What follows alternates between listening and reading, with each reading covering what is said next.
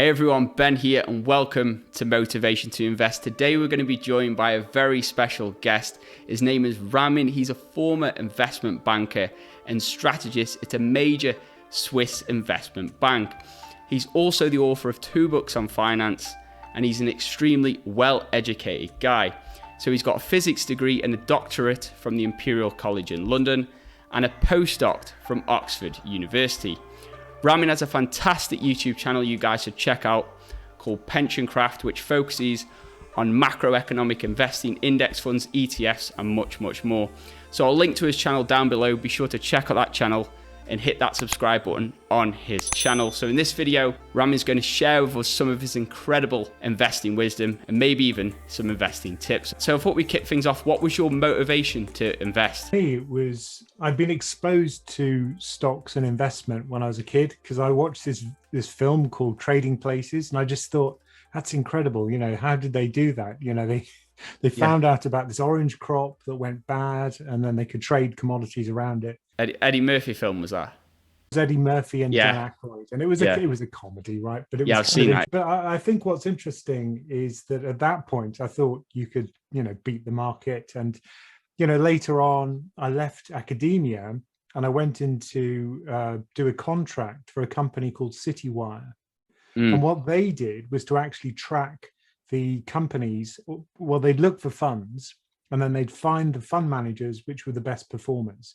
Because of course, it's the fund manager which generates the outperformance. That's the idea. And if they leave a company, like if they move from Jupiter to set up their own fund, CityWire would track that fund manager, not the fund. And they'd come up with a star rating for managers. And so it was very much based on the idea that individuals could beat the market. And the best people could consistently beat the market. And then when I worked in investment banking, the belief was exactly the same. We'd write research for investment banks, and we'd write research for fund managers like pension funds and also sovereign wealth funds. But anyone who was a professional investor would read our research. Again, the idea was that they could beat the market. And it was never even considered that that wasn't possible. So that I think of as the alpha cult, because you never realize you're in a cult until you step out, de-indoctrinated after leaving the cult. So after leaving my investment bank, I kind of read up on this and I realized that a lot of this supposed outperformance is just a myth. It's just not true. And a lot of the fund management industry actually underperforms their index. So that was a shock to me. No, very, very true. I completely agree. And I've seen all the studies you're talking about. With regards to active management, a lot of it is to do with, there's luck, which plays a big part in it. There's a bias called Survivorship Bias. I don't know if you've heard of this, Nassim Taleb. And he talks about the fact that if somebody got lucky, this is the difficult thing in the market. If somebody got lucky, they won't know the difference between, okay, I got lucky off pure luck or skill. And that's the real difficulty. So if an active manager gets lucky, his strategy is doing well for say 1 to 2 years, it'll be in the news, this guy's incredible, loads of inflows of cash into his fund and he'll be really successful, and then suddenly he'll stop outperforming. That's it, all the money will flow out and he'll be fired and whatever. And it's a crazy industry, and obviously the fees and the hedge fund fees but yeah, do you have any tips for investors for what are your top 3, let's say, investing tips? I think the first one, which really simplifies things, is to think really long term. So if you think about decades, and here we're talking about 20, 30 years for investment, then even if there's a terrible crash, it doesn't matter, because you're going to make it up over the next 10 or 20 years. And when there is a crash, you just buy more. So if that's true, if you buy an index, if you buy a whole market, and that way you can just see through the volatility, ignore it, don't listen to YouTube, don't listen to me, just invest your money, leave it, and you'll probably end up with a very good outcome. Yeah. Whereas if you're trying to pick stocks, you have to do that on a daily basis. You have to track companies. You have to spend a lot of time invested in that. And for most people, that just won't fit with their lifestyle. Yeah. They haven't got time to kind of research stocks or worry about rebalancing, for example. So that's the first tip, think long term. And then the second thing is fees. So if on average markets return 6% every year, then if you're paying 2% in fees, you've given away a third of your gains. So there should be as few snouts in the trough because many people will want to eat your gains, but there should be as few people between you and your investments as possible. And that way the fees will eat less of your gains. And so you can have a platform for 0.15% per year, and then you can have funds which are 0.2% per year.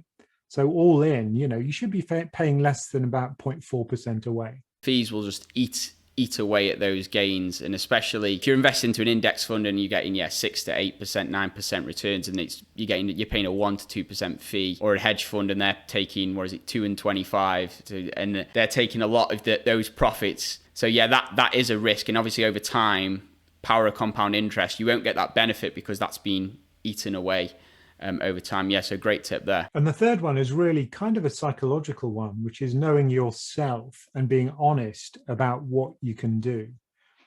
Many people, when they're successful in the stock market, say they make a 20% return in 1 year or even 100% return, they think it's down to their skill, because that's just our nature. It's psychologically we're wired to do that.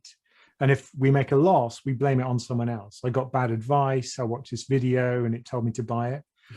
But the truth is that you can't beat markets consistently easily. It's very difficult. Even professional people, as we've said, fail to do that. So I think knowing yourself and being evidence-based, look at what's worked in the past and do a strategy which is likely to work for you. And one strategy won't work for everyone.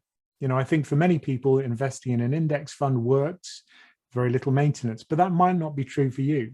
And I know that you, Ben, like to buy single stocks.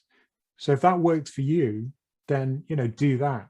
I completely agree with that. Self-awareness, knowing your own psychology, knowing your own investing goals, what you're trying to achieve, and knowing what you enjoy doing as well. Really, for most people, they should just be investing into index funds. And I actually say that on the channel sometimes. I say for most people, put, let's say, 50, 60% of your money into index funds. If you have got the time, you've got the inclination, you want to do the research, you want to try out your skills against the market to beat the market over time, then do that and try and pick individual stocks.